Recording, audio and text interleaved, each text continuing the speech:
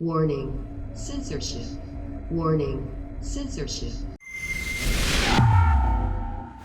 What do you think the split is in terms of those officers in Australia that are saying, you know what, mate, I didn't sign up for this. I never signed up to trample law-abiding citizens just making a democratic protest, versus those officers who have bought into the idea of, you know what, this is for the health and well-being of our citizens, and these people have to be charged and ticketed and arrested.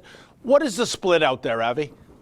I don't necessarily think they even think that deeply about it. I don't think I think a very small amount go, oh, we're doing this for health and safety. I think there's a big proportion that are saying, well, these are my orders and this is my job.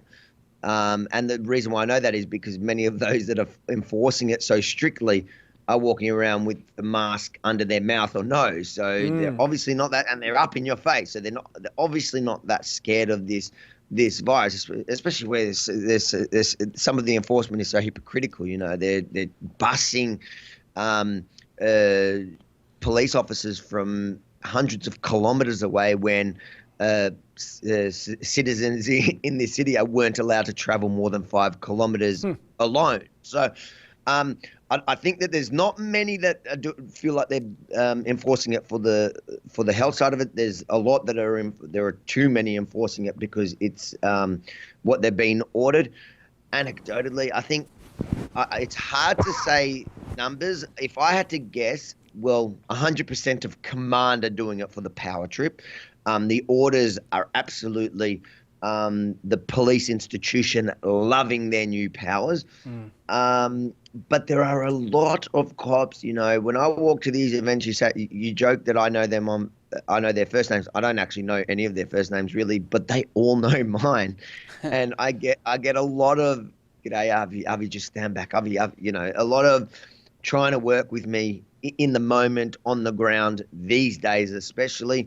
Sometimes by cops that I'm a little bit surprised because it's some of those cops that I feel are overreaching and overstepping. I see them trying to work with me. I guess it's probably a situation of not wanting to be featured on any Rebel News stories as one of those aggressors. But something also you said a minute ago, that the media have become the watchdog instead of the watchdogs, the lapdogs.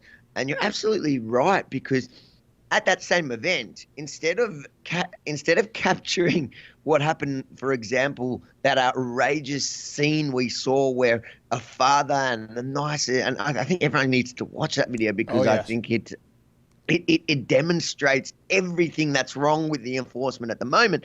But instead of the mainstream media who were there at the time, instead of them capturing what happened, following that story that was unfolding in front of everyone's eyes. That's how I got it, because I was there to capture the same event that I was not allowed to go to, that they were at, but they were too busy reporting on the fact that I was disobeying these unlawful directions by the commissioner that they missed the actual story unfolding in front of our eyes that was actually outrageous.